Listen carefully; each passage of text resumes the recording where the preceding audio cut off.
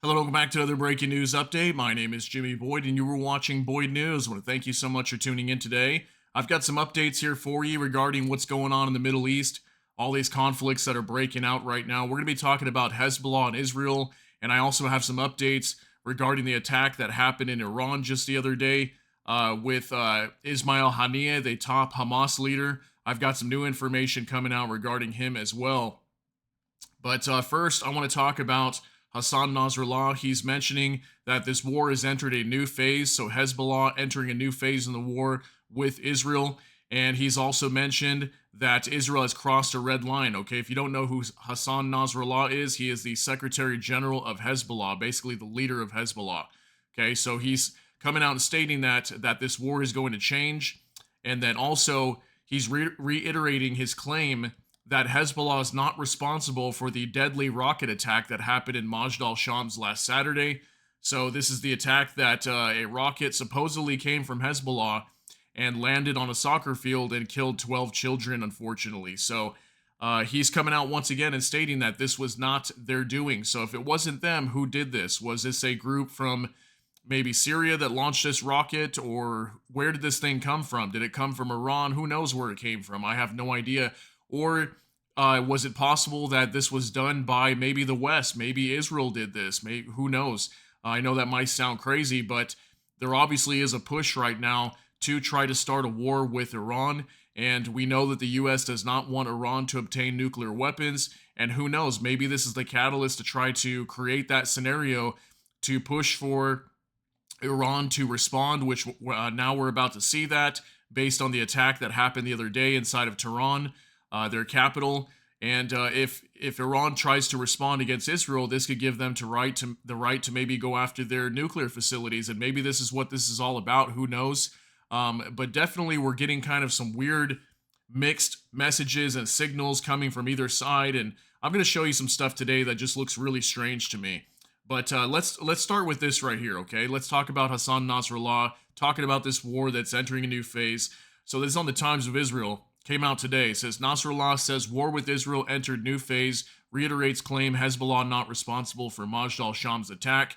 Hezbollah Secretary General Hassan Nasrallah says the war with Israel has entered a new phase and reiterates his claim that the terror group is not responsible for a rocket strike that killed 12 children in a soccer field in the northern Druze village of Majd al-Shams on Saturday. He says Hezbollah would have admitted it if it made a mistake and killed civilians.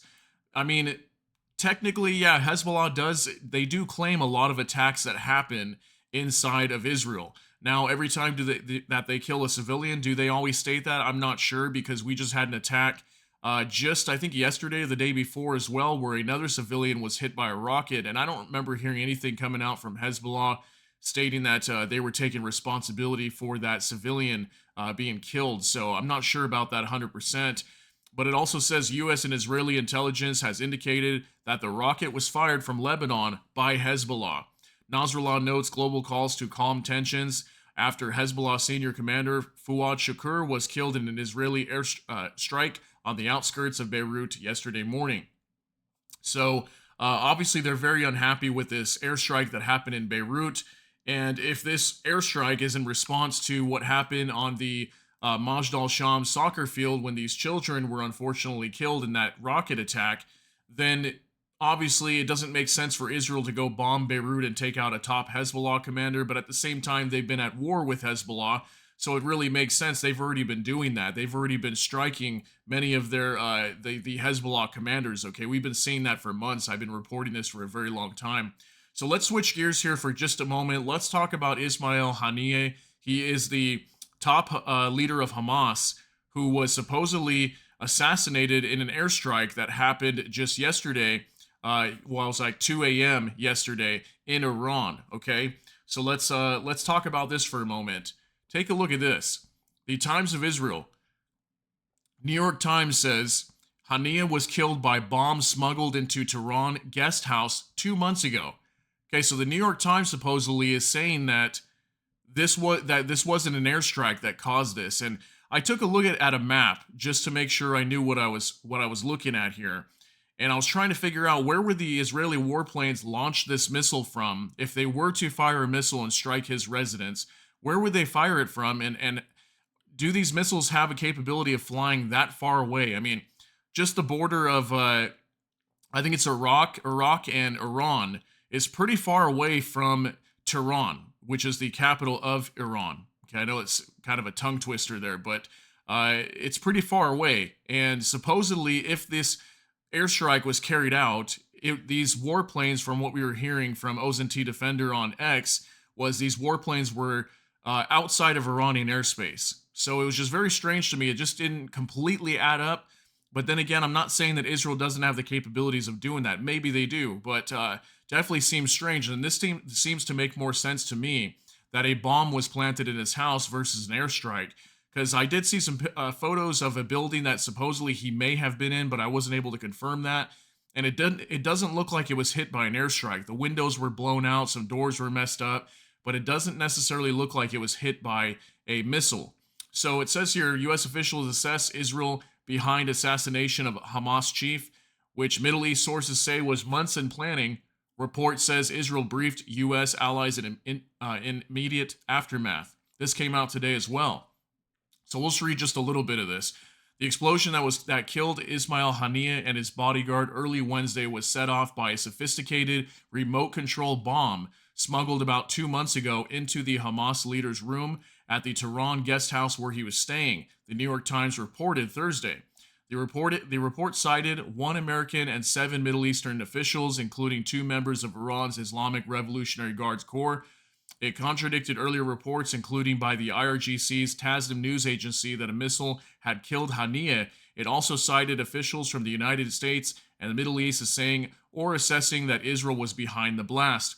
According to 3 Iranian officials cited by the Times, the assassination is a tremendous embarrassment for the IRGC, which runs the guest house where Haniyeh and other dignitaries were staying. So think about this for a minute. That's pretty crazy. I mean, if this was an explosion, how can they for sure say this was Israel? I mean, obviously Israel's been trying to go after him for a very long time. So if this was a bomb planted in there, I could see why they would point the fingers at Israel. But now Iran is about to launch a major attack against Israel, and obviously they don't like them, so would they like to bomb them anyway? Sure, they've talked many times about wanting to bomb them regardless, right?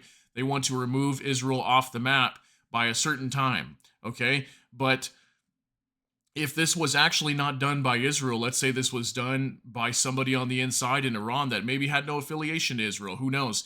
They obviously need to be able to prove that it was Israel that did this before they go and retaliate. At least you would think so, right? So this is going to get very interesting, and that's why I say this news is just very, very mixed and kind of strange because, we're hearing that Israel is over here bombing Beirut and taking out a top Hezbollah commander that supposedly was responsible for an attack on the Majd al-Sham soccer field, yet Hezbollah is saying they had no affiliation with that attack. Then we're hearing that a missile strikes the side of Tehran, the capital, taking out the top Hamas leader, Ismail Haniyeh. But yet now we're getting this report saying that there was a bomb planted in his apartment. Not necessarily was it a missile that struck his residence. So I have no idea what's going on here. You guys are going to have to help me figure this one out and put some pieces of the puzzle together to see what's going on. But definitely seems very strange what we're seeing here. And it almost seems like there's a push from either the West and maybe Iran and its proxies are trying to stay out of this and trying not to get too involved. So that way the U.S. and Israel doesn't go and bomb their nuclear facilities, or I don't know what is going on. But I'm going to show you some other stuff right now. Let's take a look at this and you'll see what I'm talking about. The Times of Israel. This came out today as well. Retaliation from Iran, terror proxies expected to be measured to avoid a wider conflagration. Okay, conflagration. So we're expecting a measured response once again, just like what Israel did. Israel's like, okay, we're going to respond to this attack on the Majd al-Shams, but it's going to be a measured, limited attack. And then we saw that. We saw Beirut get hit. We saw Tehran get hit. Okay, so it looks like Iran is going to do something very similar. Now, what I'm thinking is maybe they won't do what they did before. Maybe they're not going to launch a bunch of rockets and drones at Israel again. Maybe they will, but it seems like they're not going to. It seems like what they might do is utilize their proxies to attack Israel, and they might go after maybe high-profile targets. Let's say, for example, their ports. We talked about this. There's like 4 or 5 ports in Israel that are very important to Israel. Maybe they'll go after those and try to strike them. Or maybe go after the Dimona, I think it's called the Dimona nuclear facility, okay? They have a nuclear facility in Israel. So who knows exactly what they're going to do, but it definitely seems like Iran is trying to prevent a major response from not only Israel, but potentially the U.S., because we know that the U.S. does not want Iran to obtain nuclear weapons, and they are on the verge of having them right now, or at least almost having them. They're very close to having them, is what we keep hearing. We've been hearing that for months now, or actually even years if you want to go back that far. But yeah, so let's talk about this just for a moment here, too. This is another message that came out from Hassan Nasrallah, the Secretary General of Hezbollah, stating that Israel's crossed a red line, must expect rage and revenge. Okay, I was even hearing something on X that Hamas was even calling for a day of rage. This was soon after the funeral for Fuad Shakur, the top Hezbollah commander that was taken out in Beirut. Hamas was even calling for a day of rage. So I'm sure, regardless, what we're going to see is we're going to see an uptick in this war between Hezbollah, between Hamas. And I think Israel will be under attack more often. I think is what we're going to see for right now. And that's probably what this new phase is going to be. And maybe Hezbollah, considering that they came out and stated this, I think they will come out with new weapons that we haven't seen before. Probably more air defense systems or whatever maybe Iran has been sending them. Maybe Iran's been sending them new equipment recently. And maybe they'll start using that. Is probably what I expect to start seeing here in the short term. So I want to go over a few things now on X with you. So I'm just going to get this pulled up real quick, and I'll show you a few other things here, and then we'll go ahead and get you guys out of here. But I want to thank you so much for tuning in. So let's take a look at a couple more things here on X. So this is from Ali Khamenei, the supreme leader of Iran. He posted this last night at 2:29 a.m., okay, July 31st, 2024. It says, following this bitter, tragic event, which has taken place within the borders of the Islamic Republic, it is our duty to take revenge, okay? So he's stating they're going to take revenge on Israel for this attack. Now, let's say the New York Times reporting that this was a bomb placed inside of Ismail Haniyeh's residence.